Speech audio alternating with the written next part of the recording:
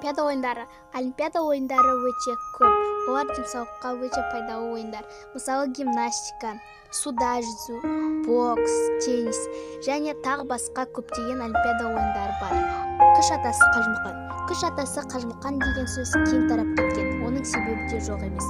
Ол палуан. Оған тең келетін палуан, бірде-бір палуан жоқ болған.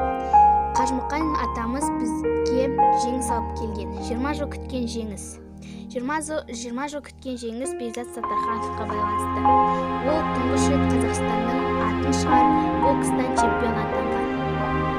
Тұңғыш қазақ конькишісі Денис Тен. Ол жас болса да өте керемет спортшы. Ол мәнерлеп сырғанаудан алдына жан салмайды. Кенжесі Сәсекенова. Ол тұңғыш қазақ конькишісі. Ол 5 дүркін чемпион атанған. Александр Николаевич Винокуров. Ол тұңғыш велошабандоз. Ол Қазақстанның атын шығарған. Ол велосипед өнерін 10 жасынан бастап қолға алып, соның жемісін жеген.